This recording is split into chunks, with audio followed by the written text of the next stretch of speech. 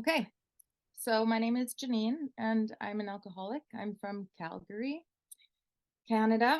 And yeah, I'm excited to be here. So today I'll be talking about step 10 with everybody.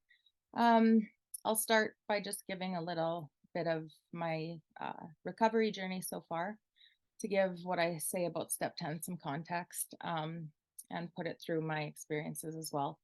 So, um, Cole's notes, I guess, of the things that are relevant is I I can't identify anything that really made me an alcoholic early on. I flipped through for a long time if it was like my parents' divorce or if it was moving schools or and I tried to analyze a way that I could make sense of what was happening for me. Because when I drank, I was 15 and I drank differently from the get go, just like a blackout. Definitely liked the effect produced. And I noticed that I was drinking differently from my peers early on, although you can't really tell because early on it looks like, the partying looks like everybody's problem drinking. And I think for me, I had that inner world of I'm different because I see these little subtleties that you have to be an alcoholic to notice. So I would say that there is this explaining or the need to explain where alcoholism came from. When I'm working with people, it's like it's not overly relevant. Just as long as you know that you're an alcoholic. And when I took a drink, I lost control of how much I drank immediately, and there's no really rhyme or reason for that. And today, I don't care. I don't need to analyze that part. Um, I I tried AA when I was in my 20s. And although I identified as an alcoholic, I hadn't hit enough of the bottoms, and I hadn't hit that desperation that step one says is crucial for us to have a foundation to recover. It took a while to build that foundation, and I needed, another decade of agony till I was desperate. And when the flimsy read, let's say, was presented, I was able to take it. But I thought I had done AA, and so I ended up in Calgary in a treatment center. I'm from a smaller community, and I didn't want to necessarily die, but I didn't want to live, and I just felt like the whole world was nuts. And so it took me about 6 weeks in a treatment center for me to actually flip from wanting to do it for my wonderful counselor to wanting to do it for myself. And after leaving treatment, it was 10 weeks long, and I came out and I was at a meeting and I thought, I'm not going to be able to identify or to speak about step 6 and 7. Like they're only a paragraph. And if I was asked to talk, and I can talk for a long time about a lot of things, and I would come up short. I don't know if I could get 30 seconds in. So I must not know it. And how could I figure this out? So, although Drop the Rock and the 12 by 12 is helpful, I don't think that there's the same process and insight that comes from working with another alcoholic. And so I stopped going to meetings that were confusing and only went to meetings that were working like out of the book and that were quoting the book, that were using the material, because I felt like that was going to be the less confusing place that I could be to sort this out. And so I saw a friend there who wasn't my friend at the time, but and he came up to the front and he was swearing a lot. And I called him number 42 in my head because he just swore so much. And I was like, oh, this guy, number 42. And then he just said all these amazing things that sounded like my Christian grandma used to tell me. And she passed during COVID. And so here was this aggressively sharing guy with a lot of swear words, speaking like the things like my grandma used to tell me, that who I was in alcoholism wasn't who I was created to be. And I thought, that guy has a solution. And he seems to know what he's talking about. And the way that he explained it, like when you have a defect and you use the step 10 process, which I'll get to turn that over and to relinquish. Step 10 is about perseverance, which indicates there's going to be a fight, and that we don't just have a defect and then we turn it over and then everything's fine. It's that we recover, centimeter by centimeter, and it's a process. And more is always being revealed, and that more is like the new levels bring new devils, and there's always things to contend with. And as we're turning those things over, and we're only getting this stuff in the ways that we can handle, because it starts with the big stuff. The book says our the glaring stuff, we are aware of that, and we can change it because it's super glaring and it's really painful. But the subtle stuff that comes up later, and he was saying that as you turn that over piece by piece, and so it's not just one big turnover and you're changed. It's the devil's in the details. It's all these little micro moments in our recovery that we're turning things over in live time. So I'm not phoning my toxic ex for ease and comfort, and I'm not lashing out at my kids in anger, and just in these moments, in these little nickel and dime interactions, that's where I'm doing the biggest work, which amounts to a high quality recovery where there's serenity for real. And I'm present in the moment. And as I'm doing those little turnovers and not acting out in the behavior that whatever's coming up, I get a little piece of myself back, and I'm slowly restored to the person that God had intended me to be. And so I thought, I got to know this guy. So I looked him up on social media and I connected with him. And I remember the first time I sat with him, and he says, "So what's step 10?" And I said, "Well, it's, I recite the step off the wall that we're taking inventory, and then we're promptly admitting, and then we're going and making amends." He's like, "Wrong." And I'm like, "What do you mean wrong?" And he's like, "That's not what it is." He's like, "What's step 10?"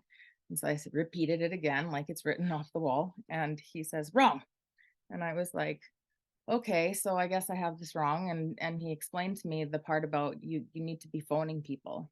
And if you're not phoning people, you're never ever getting that other angle, and looking into the cause of why you want to lash out and why you want to call this toxic ex. And if you're just running around with your own insight, which is often just self, and you can't see self from self. So you say, I yell at my kids and then I make amends quickly because I've harmed them.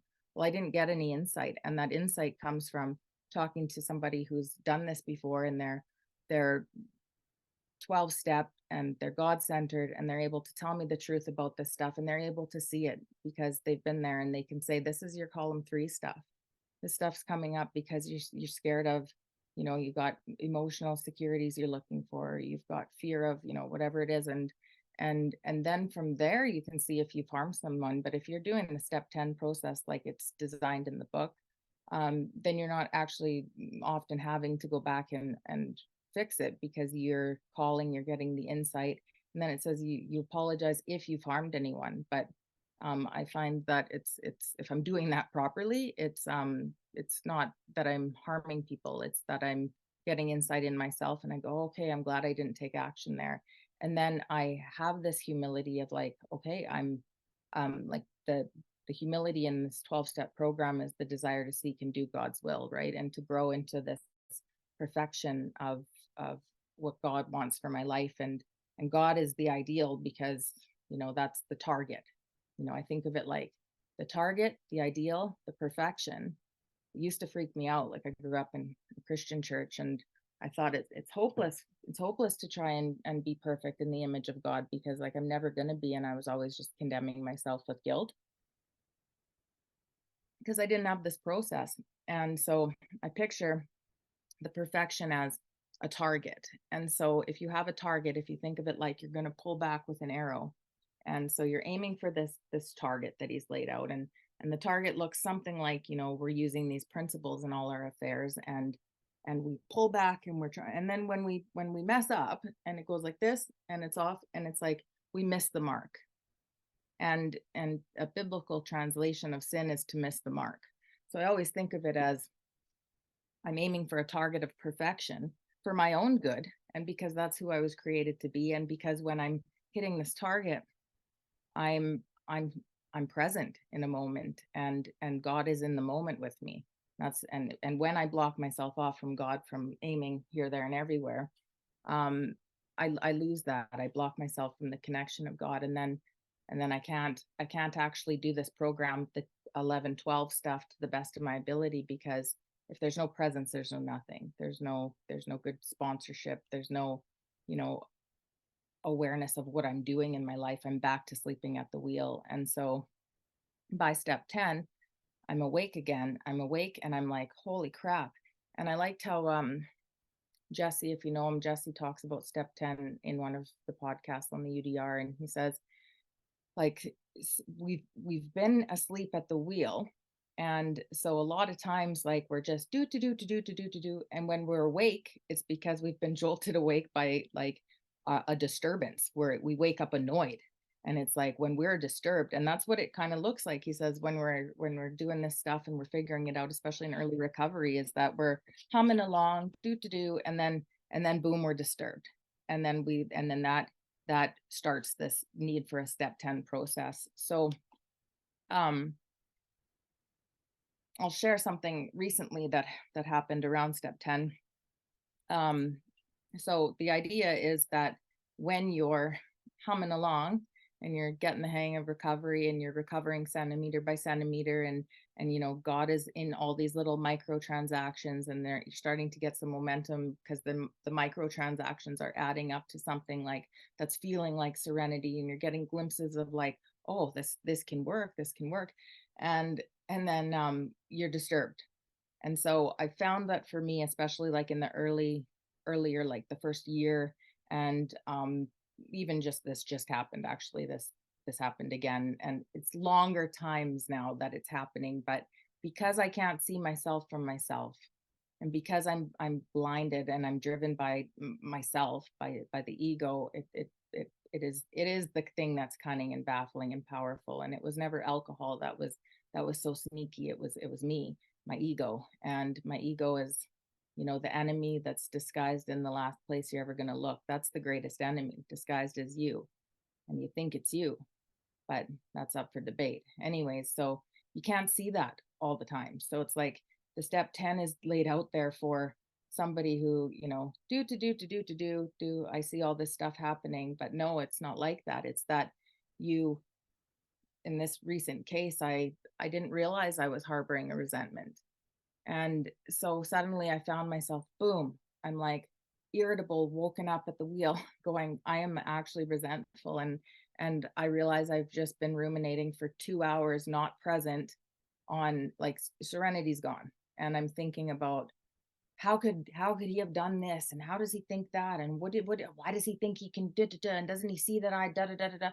and and it took me a couple of hours of this type of rumination, and then I realized, holy crap, like, where did this resentment even come from? And so at that point, not wherever it came from way back when I should have been making a step 10 call, but I couldn't see it. So now I see it because now I'm pretty disturbed, and I have lost my serenity for a chunk of time, and I notice it. And then I really am like, wow, how did I not see this coming? So I phoned. And so here's the thing too with step 10 and being in the rooms, and the biggest criticism I would say for people in the rooms, like, it's so dramatic and there's lots of gossip and people are clicky and it's really judgy and da da da da da. And it's like, it can be like that. And I do my best to not make it be like that. And part of why I think it is like that is, the sponsee relationship. If that type of thing isn't, where it should be, and then it can turn into some gossip. And the book talks about, like, we're gossiping for a purpose, like a to be helpful. And so I am really careful with people's information, and I try not to ever put anything out there in the way that it can come back as some sort of, like, I keep as much information close to me as I can, including when I get feedback from my sponsor on how to proceed with the sponsee. But the other piece of that is that step 10 to me feels like gossiping sometimes, or that I'm calling and I'm nagging, or I'm complaining. And so I had to share that yesterday. And because I could see that was perhaps some of it, is that it didn't seem like what I was upset about was even anything worth complaining about at all.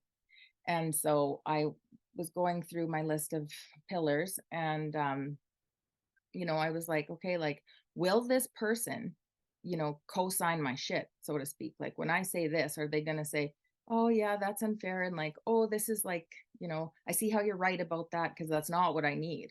I need somebody who's going to say, like, enough with the semantics of whatever this issue is. Like, this is what I'm hearing. And so I ended up having a really good conversation with a pillar yesterday about the situation, and what I was focused on is, why did this actually get to this place? Like, where did I go wrong here? And so I shared, like, I didn't take action. Like, one of the things I don't do is take action on this quickly, because of, I feel like I'm going to bother someone, or I'm going to be a nag, or it's going to come across like Janine's gossiping. And this person said, "Who's telling you that? Who's told you that?" And I said, "Well, nobody's told me that, but," and then he said, like, if a person is 12 stepped and God centered, then they'll tell you if you're being a nag, and if you're gossiping, and if they'll call you out on that. So you don't have to worry. You just call them and you let her buck. And then I said, that is so that's so true, because that's what I would do if somebody called, and I'd be like, "Hey, like, what's going on here? Let's get to the root of it." So the minute I brought that to light, I feel like I was freed from it. Like, I won't take long action. If I see something small, next time I'll phone, because I've talked about that. I've sorted it out. More was revealed, which has, changed my attitude around that, right? And going back to step two, we're really driven by, like, the ego is manifested in like our beliefs and our ideas and our attitudes. And it talks about that in step two, and how, that's, we think we're doing the right thing. And so here I was thinking I was, taking the higher ground, because and I had convinced myself, through the right action taken. So I took the right action. So there's nowhere for me to go back and make amends to the person I'm resentful for, because I didn't take action. I just did the right action resentfully. And I was like telling myself that it's no big deal, and like whatever the justifications are is like, and it was such a small thing, like it was not really a big deal at all. And so it was easy to disguise my taking the right action and then dismissing it, and taking the right action and then dismissing it. And that's how this works with the more is revealed stuff. Like, there's no way I could have done any differently, because I didn't have the information that I gleaned from that call yesterday. So, like, in that call yesterday, a couple of turning points happened in the way that it shifted, going back to the psychic change, where it's a shift in our attitudes and our ideas and our beliefs, right? That's a psychic change. And it's like the educational variety is this. It's that you have an experience, and then you think about it, you reflect on it, and you're like, huh. And then you have the shift, right? And so I had this shift in a couple of ways. So one is that I no longer do I think that I'm going to be nagging or gossiping, or that I need to hold off on making the step 10 call. So, like, I feel like I've been freed from that, because I do see that, um, calling the right people, it's not like that at all. And I will be challenged on it, and then tickety boo, we move on and we get to the matter at hand. And the other thing is that, um, I have to be on top of, like, so my defects, the two that I was willing to say that needed to be changed in treatment, I identified I had two. And I was like, I see that I have these two defects, and I should do something about them. And one of them was self-reliance, and one of them was avoidance. And let me tell you, those things are still the things that when I have problems, it's exactly that. So here I had a situation where there was a text I had gotten 2 months down the road, or 2 months ago, and I should have followed up and looked into it, but I didn't. It seemed like, okay, this is handled, and I just carried on. And so, that, whether it's like a laziness, or a just putting too much trust in somebody, or not doing the things I should do for myself and letting them go to someone else, and then just like avoiding what needs to be done, or whatever. And then I think I got it handled by the way that I don't need to reach out, and I don't need to, like, talk about these little things, these nickel and dime transactions that add up to things in the wrong way if we let them. And so I learned that yesterday again, like that, I do need to have these calls, even if they seem so silly, and even if they seem so trivial. Because why? Because I wouldn't feel like I'm calling someone to dump on them. Like, if I was just piecemealing it as it comes up, there would be no dump truck to dump. And so, um that was a big shift for me yesterday. And, like, it just got me to, it was interesting this happened yesterday, because I was talking about step 10 today. And Like, it was such a small thing, you guys, but it was so powerful in the way that, I felt connected to my pillar. Like, I felt not alone in recovery, and I felt not alone in life and not alone with my problems. And, I can do that to myself by not reaching out, and somehow I convince myself that there's not anything to reach out over, because it's all trivial and I should know better. I should just carry it. So I avoid this and I avoid it. And then I'm carrying it like back to the old defects of self reliance and avoidance, because I don't take this initiative thinking I'm going to just handle it myself or that it doesn't matter. So yesterday was, I would say, probably a really profound shift. I'm going to say that when another year down the road here, I'm going to remember that this happened, and how things changed, because it did feel like a couple of things were really felt like, okay, this is why this is really important. Because like at the beginning, it all seems really important to do step 10, right? When you're first getting sober, it's very important to do step 10 if you've been taught to do step 10 properly. But as things get better and as your life improves and you're putting out the dumpster fires and people aren't coming at you and you're less annoyed and you're less angry and you're feeling less self-pity because you're getting your shit together, it's easy to ease up on this program of spiritual action, right? And it talks about this, and to rest on your laurels. And another example for people like resting on their laurels, when you ask them, well, why were you resting on your laurels? They'd say, I didn't know I was. Like, I thought I was good. We don't sit there and be like, I'm just resting on my laurels today. It's like you're just doing it and you're going on through life, and there's not a whole ton of reflection about it. And then if there is, often it's like, but I'm good, there's nothing to do here. And so that's not accurate. And so as life is going on, and recovery is happening and your relationships are improving, and things just are getting better around you, the need for a step 10 can seem like it's not as relevant, but it's 100% still relevant. And that's what I learned yesterday, in doing that. So I just want to do time check. 12:32. So, and just before we came on here, I just was thinking about some of the things I wanted to talk about. So, yeah, Jesse also talks about step 10 being like a two component thing. That the first one is like the inventory that we're doing, like the mini inventory. So we've already done our big inventory. We've learned how to like be open with somebody and the benefits that come from unpacking that. And at first it's like the columns, are really important with like, what did I do? And that fourth column is really important. But then as we're moving on through recovery, like the column 3 is the most important, because that's going to be the thing I'm still tripping on. So the column 3 is like, like, why am I doing this stuff? Like, what is the deep rooted stuff?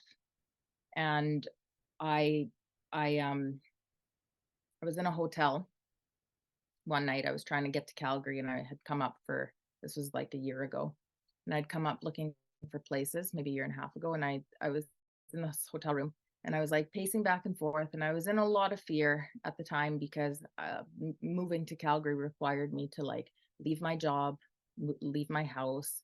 My kids were in Medicine Hat, and like there was just a lot of things happening, and um, so many other things had happened too. Like there was the baby and the COVID and my grandma, and like there was moving parts all over the place. And so there was so much fear, I would say, in making the wrong decision, and hurting people more, and then making the wrong decision and not being able to double back because I had let go of things. And like I kept saying to myself, my mantra back then was like, let the bridges that I burn light the way. And so it's hard to move through that without anybody. And so Bill was talked about, our program friend Bill. And so he was talking to me one night about this column 3 stuff. And I was pacing around in the hotel, and he started talking about this tree. And I don't know if any of you have heard him talk about the tree, but I stopped, and there was a hotel notepad and a pen, and I started drawing the tree. And so as he was talking, I was drawing it. And so he was talking about, we have this this way we go through life as kids. So we're going, I'm going to explain this and you can make sense of it as a tree however you want, but this is how I was thinking about it. So we go through life as kids, and and without even meaning to, life is going to kick us around. And life happens in a way that a kid can't make sense of it. And so we're going to come up with some wounds. And an example of this is like, I have a friend whose dad is a doctor, and his dad's dad was an alcoholic, and his my friend's dad moved out at 18, and he just threw his life into a medical career. And from that medical career, he felt like he was taking care of his family, and he was never like his dad, and he provided. And he my friend grew up in a one home with two parents and no drama. Like, it was, and then he got married to his high school sweetheart and moved to another house. So he's moved twice, and he's had like a full intact family, no poverty, no nothing. And he came out with a lot of issues because his dad was so busy, and him as a child internalized that as, I'm not worth it, I'm not lovable, I'm not, what's wrong with me. And so that view of himself really impacted now as he's going into adult world. And then society's like, you need to be like this, and you need to do that, and get the house, and get the job, and get the car, and the kids, and this and that, and then you'll be happy. And so between childhood and life happening, and then society telling us lies about how we're supposed to find serenity, um, come out pretty mangled. And so I pictured it like as a trunk, and I had like the breaks in my childhood, like these, like lightning has cracked it or whatever. And so from those breaks, however your breaks are, in counseling world we call them adverse childhood experiences. So like, if your parent was in jail, if your parent had a mental illness, if your parent had a addiction, and like things like that too, like they'll really break you, in a way that as you enter into adulthood and you're trying to navigate all of this, you're compensating now for your brokenness. And so the book talks about this, like, out of ourselves it rises, and what rises? The defects. Our problems are from our own making, arising out of ourselves. We see the ways that we're causing our own failure. And I remember reading that in the treatment center and feeling hope for the first time. I was like, oh, it's me, which is so funny. Like, I'm causing my own problems, so there's hope because I can fix me. And so um I held on to that. And while I was drawing this in the tree, I wrote those lines from, they arise out of ourselves and they cause our failure. And so Bill's talking too while we're having this conversation, and I'm drawing this out, and it's starting to really make sense. Like, I'm like, this is like really effective, this way that he's explaining it. Like, just for anybody, 12 step, like alcoholic or Al-Anon, or anybody who wants to do a round of steps, in my opinion, uses this and like gets better. And it seems like it can be put onto any problem for anybody, and they accept it. If you don't say it's like 12 step stuff, it makes sense to people. And um this is why it says this book is for alcoholics, but it's also designed for, if you give it to anybody, you'll increase their happiness and effectiveness. It says that in the beginning of the 12 by 12, and it's true.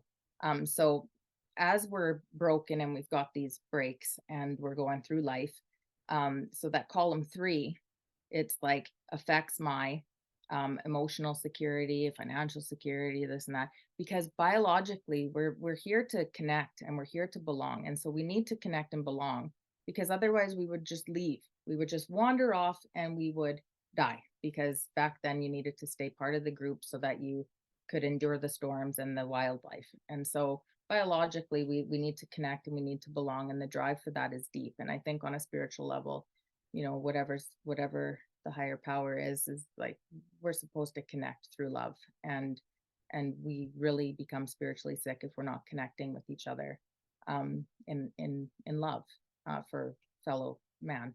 And so these column 3 stuff becomes more apparent as the longer we're sober. So it's less about the column 4 of like, what did I do? What will I do differently? And all that's really important to like, to like put the blame back on me and to start being accountable and to teach accountability and to know what I need to go back and repair and why. But then later it's about the column 3 stuff. And this is the stuff now that is coming up for me for the step 10s, and it's more about the column 3, like where is the fear? And so as we're going out and we're trying to compensate for what we didn't have. So if if you had really, tumultuous relationships with parents breaking up and getting married, like that's kind of what I experienced. I overcompensated by like pushing relationships and becoming really self-sufficient and self-reliant. And because society is how it is, I got a lot of accolades for being self-reliant, and it looked like I was really independent and I was really motivated and I was really driven to go to school and to do these things and to be an independent woman. But really all of what was behind all of that was this deep, deep rooted fear of depending on a male to merge with, and then just to have the person hurt me and the house collapse, lose my things, have to break up my kids and be out of control in that way. And so for somebody who that which makes sense because I grew up with like failed marriage, failed marriage, failed marriage. And like I remembered the moment when I looked at my dad crying and I said, I will never do this to myself.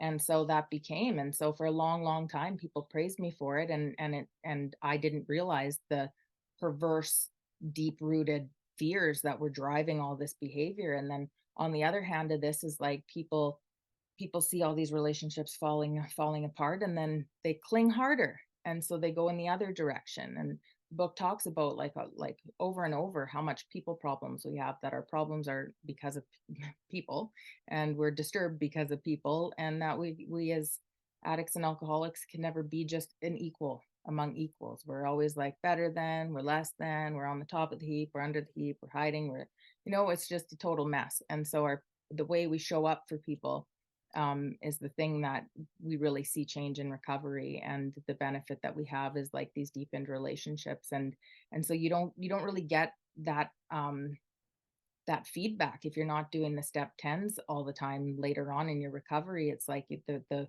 ways that these step 10s are teaching us to grow in effectiveness and in understanding. That's the whole goal of this program, is to grow in effectiveness and understanding.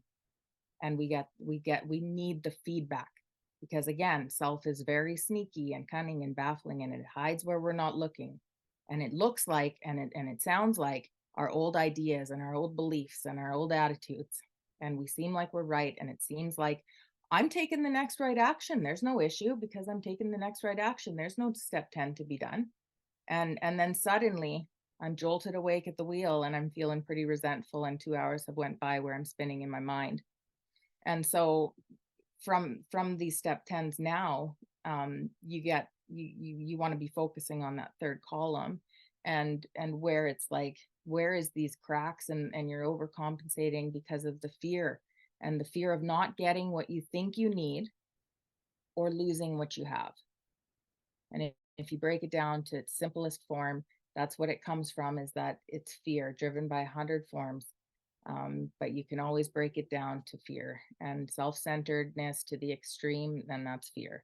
And it comes down to, you just ask yourself, what do I think I need that I'm not going to get? Like, how is this interrupting what my goal is, my ambition to get this thing I think I need or want?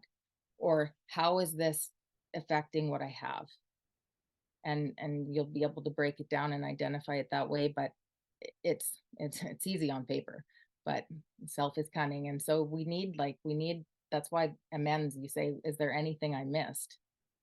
Because I don't know how I harmed someone. I did this beautiful amends to my daughter, and she was like waiting for the part, and the part that I actually heard her and that she was holding on to, and I didn't know because I didn't remember, and I didn't know that she interpreted this event like that or whatever, right? Like her take on the things that had went down moving to Calgary, and like the events leading up to that was very different than mine. So I relied on her to tell me the ways, and so that I could take that in and gain effectiveness and understanding of myself.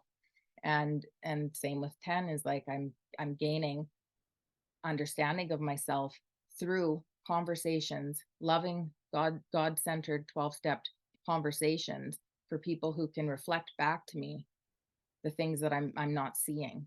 And and then I can grow in, because if I could just grow in effectiveness and understanding, I would have. I would have, because I really took the self-reliance and the my independence to just staggering destruction. And so there's no way that I could have done this without relying on other people to give me the feedback. And the times in my life when I think of when I've done something comparable to a step 10, I suppose, like asking for help in a non-programmed environment with a person who isn't, practicing like these principles, I get a lot of co-signing and a lot of like things that don't actually help and don't tell me the truth about myself. And I didn't realize that there was a difference, because it all, like, I didn't know anybody who could pick out the things that I hear from people like my friends in this program and the people I rely on in this program, because people are scared to hurt feelings, and they don't know how to identify the things that are going to be helpful on the spiritual level. And a lot of people wouldn't say that the spiritual level is the thing that messes us up physically and mentally, and that a solution to a lot of our problems is on a spiritual level. And so I got lost in the world of, like, when even when I did ask for help, it would be help that was full of selfity self and feedback based in self. And I could never get any traction. And so a big difference of when I thought I was doing the steps versus like when I actually understood what these steps were, was in the 6 and 7 and the 10, and how six over time, like for me, the example that I usually give to like illustrate it is, I was in a really toxic relationship for a really long time. And toxic, like the guy was really kind and gentle, and like he was great in a lot of ways, but he was like so emotionally unavailable, and the relationship was so enabling with the addiction stuff. And it was going nowhere for so long. Like we were, built a full on house in the middle of nowhere land, and I needed to get out of it, and it was keeping me so stuck. And so I had gotten out of treatment, and I wanted to reach out, and my sponsor had said, like, let's do like an inventory on this particular thing, because it's coming up, right? It's more is being revealed. Like, let's take the information we have now and let's do another little inventory on it. And so we did, and she said, like, what would you do differently next? Like, what would you do differently? I said, I don't know. Like, how did this even start? And it was an affair. And she broke it like down, and she said, how did it start? I said, I don't know. She said, well, how did it start? I said, I don't know. And she goes, yes, you do. Like, where did it start? I said, well, I guess we went to this show, this concert, group of people, and then we got each other's numbers, and then we were texting, and then I realized we were texting at night, and then I realized we were, like, this would be so inappropriate, and she goes, okay, so enough. What would you do differently? And I was like, I don't know.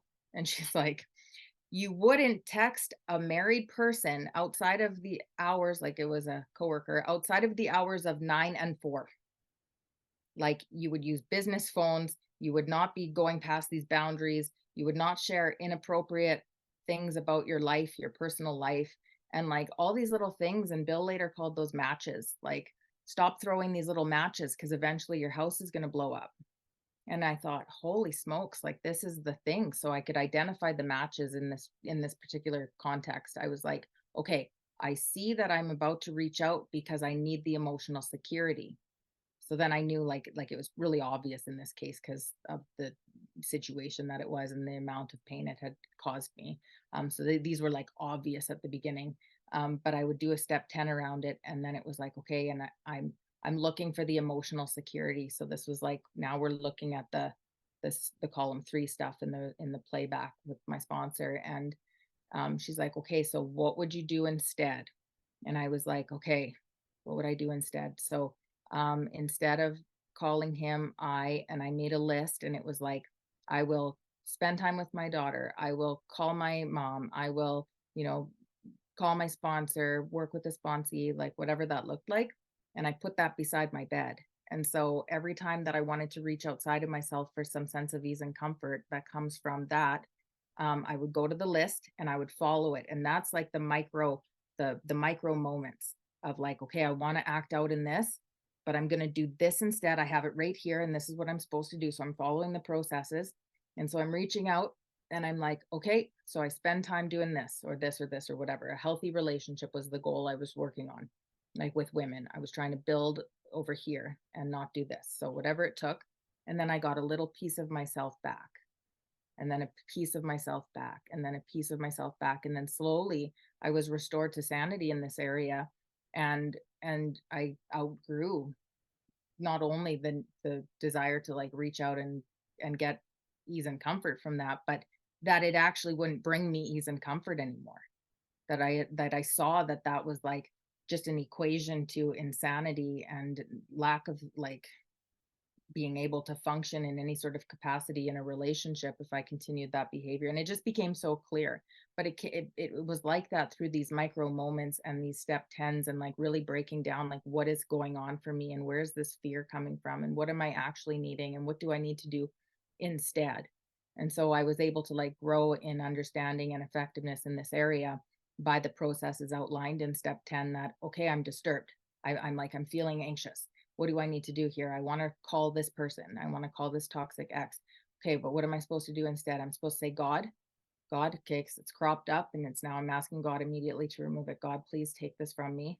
Please take away my fear. Please, God, like however I'm talking to God. And then I turn and then I call someone.